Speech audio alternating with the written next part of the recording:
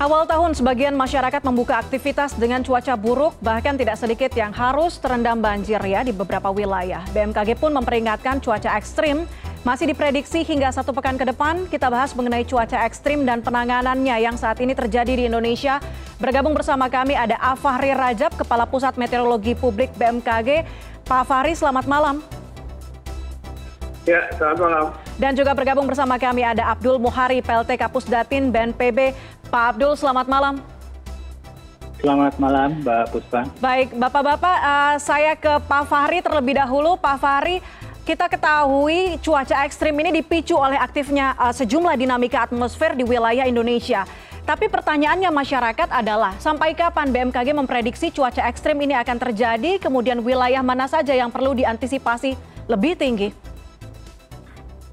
Ya, jadi saat ini kita memang masih dalam periode puncak musim penghujan ya.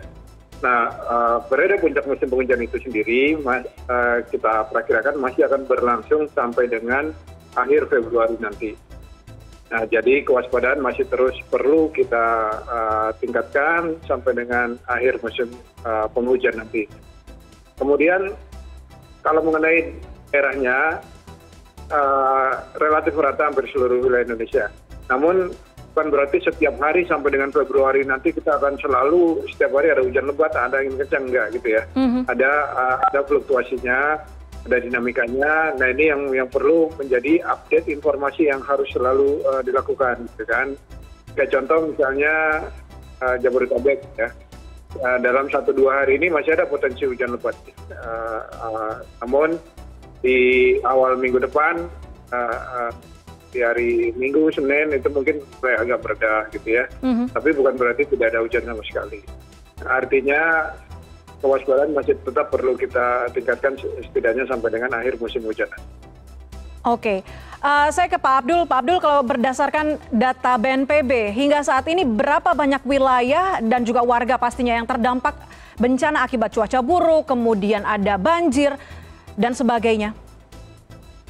Ya, sejak awal tahun, khususnya dari tanggal 1 Januari 2023, kita sudah mencatat beberapa kali kejadian banjir di mana masyarakat terdampak cukup banyak, khususnya di Jawa Tengah yang menjadi perhatian kita, yang sebenarnya ini sudah merupakan bawaan dari akhir tahun lalu ya, dari yang sudah diperkirakan sudah disampaikan oleh BMKG, tetapi kemudian memang memberikan dampak yang cukup signifikan dan juga beberapa korban warga meninggal dunia karena kesetrum listrik dan beberapa hal lainnya. Sebenarnya kalau misalkan kita melihat dari data kejadian bencana yang dilaporkan ke BNPB, memang dari periode Oktober, November, dan Desember itu cukup tinggi kejadian banjir khususnya. Tetapi kalau dibandingkan dengan November, itu kejadian banjir cuaca ekstrim itu sebenarnya lebih tinggi di bulan November dibandingkan dari bulan Desember.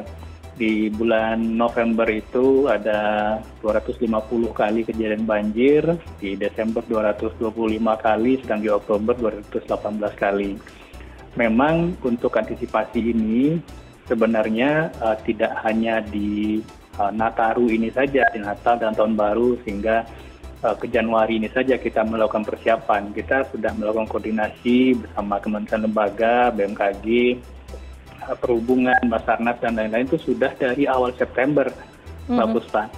Dari awal November kemarin juga bersama Kemenko PMK kita sudah melakukan apel kesiapsiagaan bersama dengan 3 provinsi di Jawa, Jawa Barat, DKI, dan Banten. Dan sebenarnya koordinasi yang kita lakukan sudah cukup intensif, dan ditambah dengan terakhir kita melakukan operasi udara teknologi modifikasi cuaca. Jadi ini sebenarnya sudah hampir semua kita lakukan untuk meminimalisasi potensi dampak yang mungkin terjadi, Mbak Puspa. Oke, Pak Fahri, Pak Abdul, kita ketahui kalau kita berbicara lebih detail lagi mengenai apa yang terjadi di Semarang dan sekitarnya. BMKG dan BNPB kemarin sempat melakukan audiensi betul dengan Gubernur Jawa Tengah mengenai cuaca ekstrim yang terjadi di Jawa Tengah. Saya ingin tahu, masyarakat ingin tahu poin penting apa saja yang dibahas bersama dengan Gubernur, mungkin dari Pak Fahri. Iya, jadi betul kami mengadakan audiensi dengan Gubernur Jawa Tengah. Ya, BMKG menyampaikan kondisi cuaca yang masih mungkin berpotensi terjadi di Jawa Tengah, gitu ya. Dan juga kami menyampaikan bahwa BMKG baik itu di lokal Jawa Tengah maupun di pusat terus akan memberikan informasi terkini, terupdate, gitu ya. Bahkan teman-teman di BMKG Jateng memang sudah langsung merapat ke posko-posko yang ada di Jawa Tengah, baik itu di Semarang maupun di kota-kota lain, untuk memberikan informasi secara real time kepada teman-teman yang sedang melaksanakan proses evakuasi dan juga penanganan dari banjir yang terjadi di Jawa Tengah. Poin-poin itu yang kemarin dibicarakan. Jadi dari sisi kami, dari sisi BMKG adalah mengupdate informasi cuacanya dan menyampaikan pola-pola koordinasi dan juga kerjasama yang telah dan akan terus dilakukan dari BMKG, baik itu di pusat maupun di daerah dan pemerintah dalam hal ini di Jawa Tengah. Baik, Pak Abdul, bagaimana apa yang dibahas bersama dengan Gubernur Jawa Tengah? Bagaimana penanganan kemudian nantinya rehabilitasi yang akan dilakukan di khususnya di Semarang, Jawa Tengah?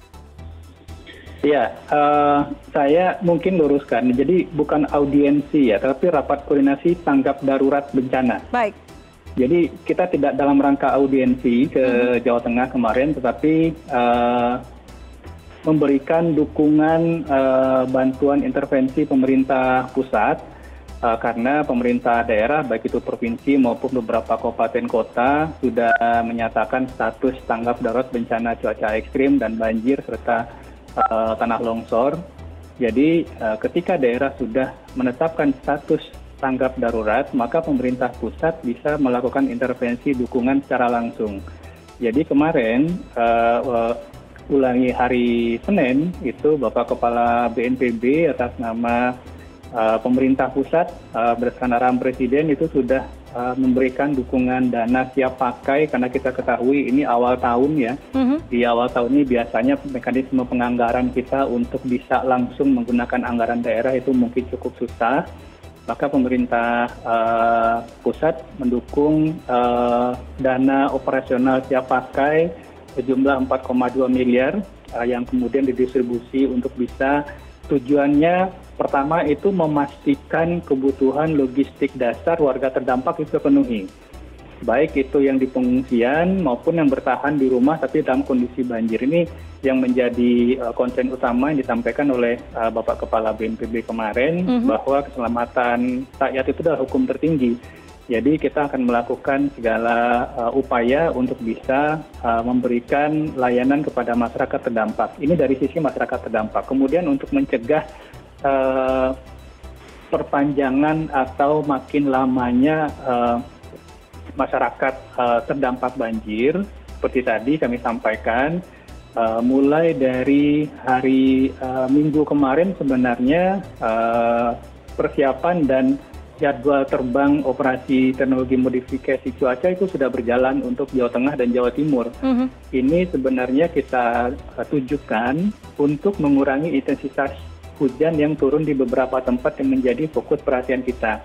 Nanti juga Pak Fahri mungkin bisa memberikan keterangan karena operasi teknologi modifikasi cuaca ini benar-benar kita coba optimalkan karena ketika mungkin sistem drainase perkotaan kita tidak mampu untuk menahan debit air yang ada, ya salah satu jalannya adalah mengurangi intensitas hujan yang turun. Dan ini akan kita optimalkan, masih berjalan sampai sekarang, dan kita masih akan terus melakukan ini sesuai dengan dinamika di kebutuhan di lapangan. Sekiranya masih terus diperlukan, BNPB tentu saja tetap akan mendukung ini supaya potensi bencana banjir, tanah longsor ataupun cuaca ekstrim bisa kita minimalkan, Pak Uspa. Artinya siaga modifikasi cuaca di Halim yang juga digelar atau dilakukan oleh BNPB masih akan terus diperpanjang sampai dengan BMKG memprediksi ini akan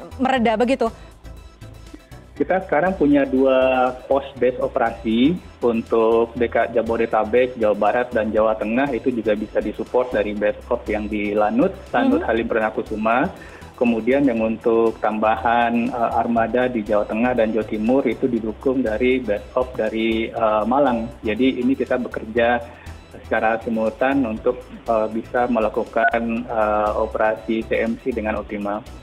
Baik, Pak Fahri, kalau kita menyiagakan potensi cuaca ekstrim di Indonesia yang diperkirakan masih sampai nanti akhir Februari, modifikasi cuaca ini sudah dilakukan berapa kali, Pak, sejak awal tahun 2023? Ya, seperti tadi disampaikan, saat ini kita sudah mengoperasikan 2 posko ya. Posko Halim kita mulai dari tanggal 25 Desember, sudah kita mulai. Kemudian yang kedua posko di Malang dari tanggal 2 Januari ya. Untuk posko Halim total udah 27 sorti ya, dengan total bahan semai sekitar 30 ton. Kemudian untuk di posko Malang hari ini saja dilakukan 3 sorti ya. 3 sorti dengan total bahan semai berarti 2,4 ton ya. Nah ini akan terus kita lakukan menyesuaikan kondisi pertumbuhan awan yang potensi menimbulkan hujan lebat ya. Jadi BMKG bergabung di dalam di kedua posko tersebut. Ada personil kami yang bergabung di sana yang mengamati terus perkembangan pertumbuhan awan-awan hujan. Jadi lihat ada potensi awan hujan yang dapat menimbulkan hujan dengan intensitas yang lebat, itu segera kita semai agar bisa turun untuk Jawa Timur ya. Sebelum masuk ke daratan, awan tersebut di laut kita semai sehingga bisa hujan turun di laut dan ataupun mengurangi intensitas yang turun di daerah-daerah yang memang rawan terjadi banjir bandang dan longsor. Baik, Pak Fahri, terakhir rekomendasi BMKG agar masyarakat bisa adaptasi mengingat hujan yang begitu lebat kita juga rasakan di wilayah Jabodetabek, angin yang begitu kencang, mungkin ada potensi badai atau siklon tropis yang juga dipantau terus oleh BMKG. Apa antisipasi dan juga mitigasi yang direkomendasikan oleh BMKG? Ya, pertama kalau bicara badai atau siklon tropis ya itu terjadi di laut ya. Saat ini memang ada siklon tropis di utara Australia. Kemudian di sekitar Filipina juga ada, tapi dia akan segera menjauhi wilayah Indonesia. Nah, yang perlu diwaspadai adalah potensi hujan lebat dengan angin kencang yang memang masih berpotensi terjadi di Indonesia dalam periode puncak musim hujan ini. Apa yang bisa kita lakukan? Pertama, jelas dari lingkungan kita masing-masing gitu ya. Dan yang nggak kalah penting adalah kesadaran kolektif bahwa kita memang berada di kita mulai dari lingkungan rumah kita dulu, pastikan saluran air dalam keadaan bersih, siap untuk menerima dan mengalirkan air gitu ya. Kemudian kalau di rumah ada pohon yang sudah tua dan rimbun, itu mungkin bisa mulai dipangkas ya untuk menghindari pohon tumbang. Dan skala yang lebih luas, baik pemerintah, baik pusat maupun daerah, memastikan sungai-sungai dalam kondisi siap untuk menerima dan mengalirkan air. Intinya mari kita mulai dari diri kita dan dari lingkungan kita dulu masing-masing. Baik, mitigasi dimulai dari diri sendiri dan lingkungan. Terima kasih Bapak-Bapak. Pak Fahri Rajab, Kepala Pusat Meteorologi Publik BMKG, terima kasih banyak, dan juga Bapak Abdul Muhari, PLT Kapus Datin BNPB sudah bergabung bersama kami malam ini di CNN Indonesia Connected.